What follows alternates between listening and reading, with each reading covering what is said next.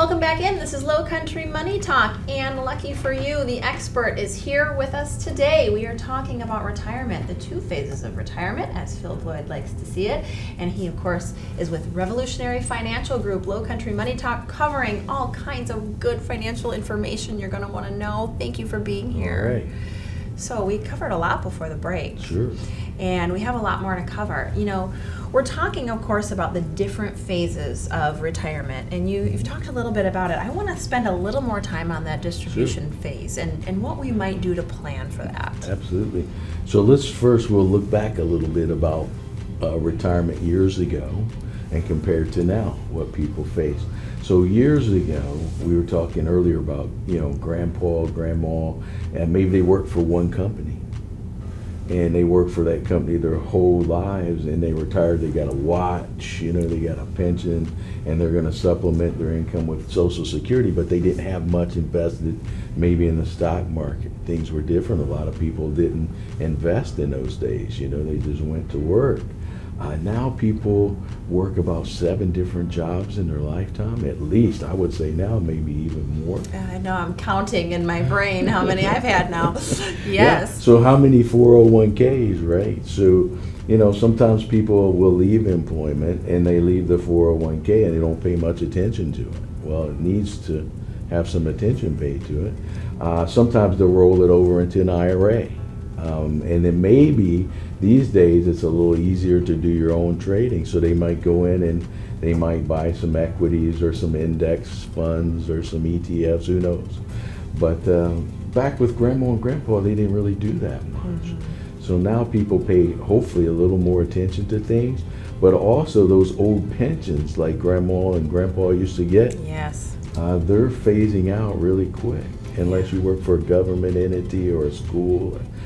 So now people are having to save for their own retirement and their 401k. And a lot of people, some people are good at investing and some people it's not their cup of tea. Absolutely. Yeah, and it is interesting. All these differences really add up on you too, because you're talking about, previously maybe having a pension to go on, mm-hmm. And then also maybe even retiring a little bit later, but certainly the life expectancy, as you mentioned in the break, prior to the break, obviously is a big factor as well. Sure. We're expecting to live longer, right. So we need more money now, and we have oftentimes less available to us unless we're good planners. So talk to us a little bit about that. How is it that you are able to, really help set people up for success and make sure people can get in touch with you and help navigate some of this Sure. stuff? So now let's talk about, we've saved up all this money. We're getting ready for distributions. So some people are still investing like they were 30 years old, right, but they're 60. Absolutely. Or 70. That scares me a little bit. Right. The market volatility has been extreme, mm-hmm. in the last several weeks. So that gives us a little, cause for thought.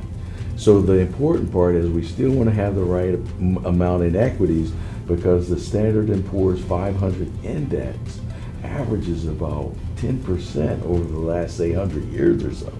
So if we have a lot of money that's in a lower performing area but safe, we have to be careful, mm-hmm. because we need that return over time. But a stock market wipeout at age 70 is really not a very good thing. So we have to be careful.